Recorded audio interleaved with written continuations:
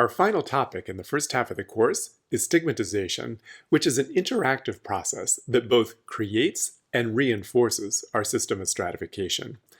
As an interactive process, it happens first and foremost as individuals interact with one another.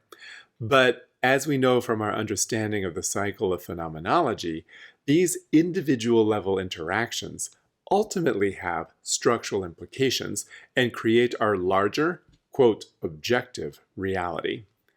In fact, it is at this larger macro level of analysis that you'll find those controlling images that we learned about before. So you should think about the connections between these two topics and how they play off of one another. Also, you should keep in mind that just like with our past material, while we'll be covering and applying this material with a focus on sexual orientation, it's equally relevant for other forms of oppression, such as gender identity and expression, as well as race and ethnicity. So women and genderqueer people are stigmatized, as well as members of different racial, ethnic, and religious groups, class backgrounds, abilities, and so on. In this video, we'll look at the interactive dynamics involved in stigmatization. So let's start with a definition.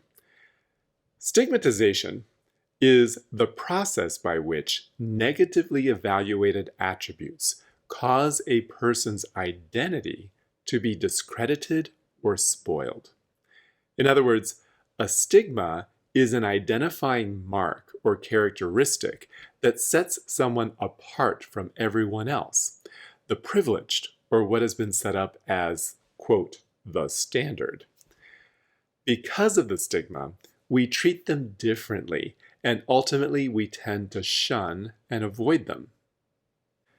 Now, there are different ways of looking at stigma that help us uncover the interactional dynamics involved. For example, in less serious cases, some people are briefly stigmatized because of their deviant behavior, what's known as a stigmatized act. If someone tells a lie, for example, and is caught, they are briefly stigmatized for that behavior. Once they make amends, the relationship is restored and people can move on. But if someone lies all the time, the label may become more permanent. Now they're considered a liar. And notice how this term refers to a person's identity. Who they are as a person is now defined by this label, liar. Clearly, this is a far more serious form of stigmatization. Now, everything they are is defined in terms of the stigma attached to them. The stigma becomes a lens, and we view them through this lens, liar, whenever we interact with them. So, who they are in the eyes of the public is now tainted. As a result, their social identities, the way they are perceived by others, are profoundly and often permanently changed, spoiled. For example, people who are clinically depressed are stigmatized by society and are oftentimes avoided by the misinformed.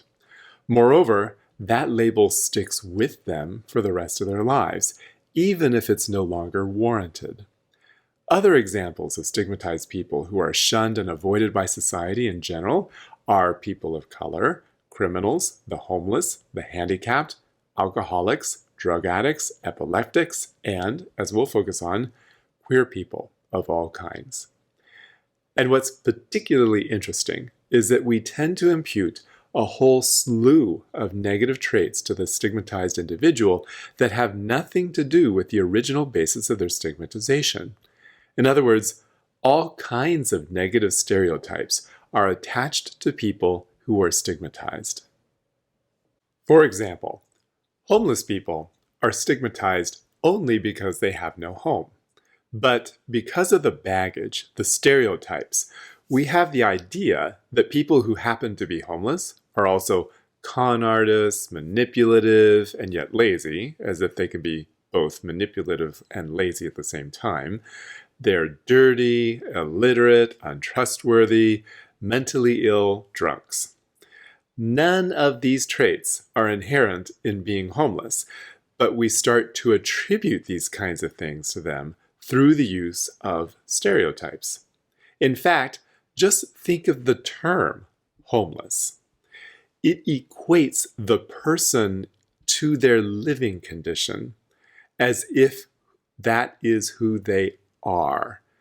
Clearly, a stigmatized identity. This is why there is an effort among some people to separate the person from their living situation by changing the term to unhoused. The word unhoused is specifically describing the situation faced by the person and avoids equating the two. This example just demonstrates the power of even the most simple words and phrases to stigmatize and dehumanize people. The implication is that the words we use matter, and so we have to be careful about them. Overall, what we see here is that somebody might be stigmatized for only one reason, their race, for example, but there are a whole host of stereotypes that get added on. This is basically what we learned about when covering controlling images and objectification. So again, think about the connections between these two topics. The difference here is that the primary focus of stigmatization is on micro-level interactive processes and their larger consequences, while controlling images are much more about the macro-level counterpart. The result of this stigmatization is that in the game of life, the deck is stacked against those who are stigmatized. Another way of looking at stigmatization is by distinguishing between the discredited and the discreditable. The discredited person is the one whose stigma is immediately apparent or known to others. For example, in many, but not all, cases, a person's skin color is an obvious signifier for race, so the individual cannot escape the stigma that may be attached to it. The challenge for the discredited is in managing tensions in their interactions with the stigmatizers. Because of the system of privilege, this burden is placed on the shoulders of the discredited. A white person, for example, is able to steamroll through life, saying and doing pretty much whatever they want, without anyone, especially other white people, attributing it to their race. A person of color interacting with them, however, is placed in the position of having to choose between ignoring whatever offensiveness is coming from them, or confronting or challenging the white person, and in so doing, risk being perceived as the stereotypical angry person of color. That is the burden of the discredited, managing tensions when interacting with the privileged. On the other hand, a discreditable person is one whose stigma is invisible and is unknown to others. So the challenge for discreditable individuals who don't want to be discredited is in managing information about themselves, information that can be stigmatizing. A queer person, for example, always has to judge situations and new people they meet in order to figure out whether it's safe to come out or not. They then move from the discreditable to the discredited category, which has that other burden of managing tension that we just talked about. Choosing to keep one's sexuality hidden requires denying a part of yourself and setting up a facade or fictional self in order to avoid being stigmatized. You basically have to close off your true self from other people in order to stay discreditable, and this involves managing information in order to preserve that secret. Okay, let's take a step back and wrap this up. Because of stigmatization, those who consider themselves to be, quote, normal, often question the character of queer people and other stigmatized people. This is why some people don't want to allow trans individuals to serve in the military or share bathrooms designated for a particular gender, or to let gay men be teachers or lesbians be coaches. People fear they'll corrupt or convert our youth. As a society, we believe that one rotten apple will spoil the entire barrel, and that being queer somehow makes you a rotten apple. It's a stigma.